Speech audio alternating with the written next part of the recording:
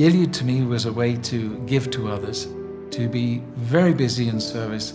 I prayed to Jehovah, I said, I really want to go to Gilead. But if it's possible to have a wife too, and I just thought, boy, are you pushy, you know? And so, but Jehovah gave me that. I went to Gilead, and to my amazement, there's the most lovely spiritual sister, student in the same class, Lois. I met her and was able to marry her 1 week after Gilead. Arriving as a newlywed couple in a missionary home with 7 other people was quite daunting, but we didn't let that faze us. We were on a honeymoon. Colombia was a paradise spiritually. We loved it so much. This was the kind of life we wanted. Lois was a great teacher in the ministry. I always enjoyed working with her. She was actually a great support for me. Really, Lois got very ill. Lois never cried about her illness or felt sorry for herself. She always was focused on others and would give of herself even within the pain of illness. Now that Lois has passed, I many times think of her example. And it just motivates me to carry on. Here at the Central America branch, I am surrounded by such a loving family. I resolved when I went through this situation with losing my wife to find others that were in similar situations. Maybe sit down for a coffee. Just that fellow feeling, just being able to show interest and encourage another person is a great joy that I personally find one of the most helpful things to endure trials. We've been hearing about the story of John Mills as featured in the November 2021 JW Broadcasting episode. It's typical for a JW Broadcasting episode to have a heart-tugging testimonial.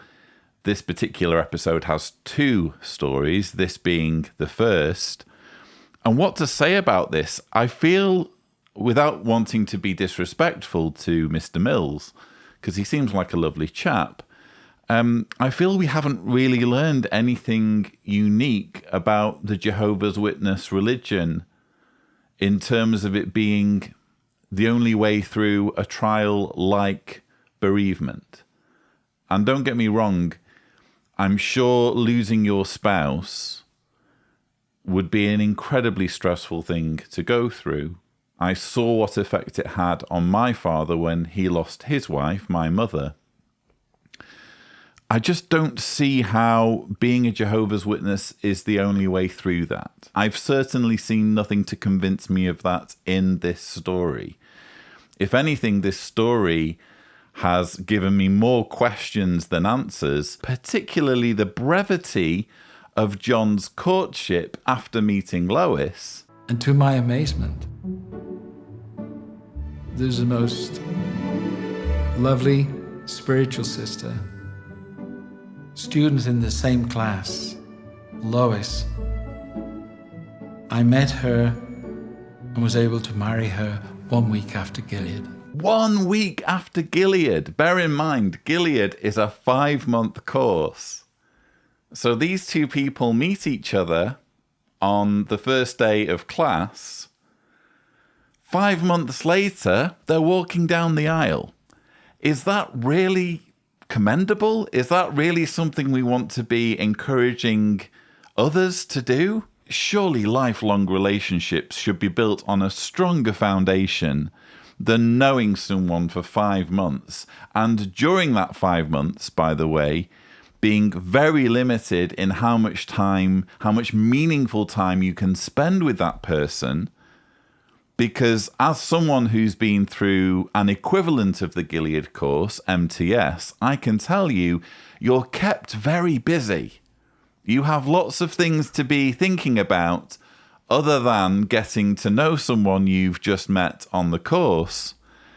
Again, is this really something we want to be encouraging young Jehovah's Witnesses watching the JW Broadcasting episode to think about replicating in their own life? Their honeymoon was their Gilead assignment with 7 other people in the missionary home. If you think about it, it all goes back to the sacrifice Jehovah's Witnesses are supposed to be willing to make in their service. There was a similar story in the last Gilead of a couple whose honeymoon involved immediately going into the husband's circuit overseer assignment and attending an assembly or something or other.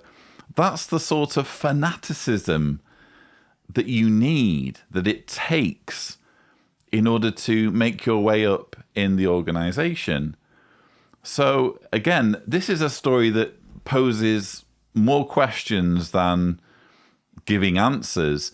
And you also have at the end this generic advice. Apparently the happily ever after for John is that he's able now, as someone who's had a traumatic experience, this makes him able to sit down with others and have a coffee with them.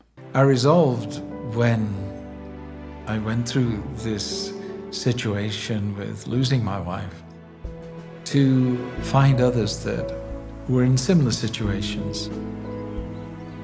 Maybe sit down for a coffee. I'm sorry, John, greatest respect to you. You seem like a lovely chap, but you don't need to go through a bereavement or lose your spouse or have anything negative happen, or dare I say it, be a Jehovah's Witness to sit down with people who are going through a tough time and have a coffee with them.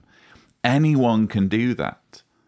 Again, you have to ask, what is there unique in this story that points towards the Jehovah's Witness religion as the only way to go, as the only belief system that's going to help you live a rewarding, satisfying life? If anything, this story has told us that Jehovah's Witness couples can get married way too young, are expected to give way too much to the organization. You don't make up for all that with a cute story at the end about how you're now able to sit down for a coffee with people who are going through a tough time.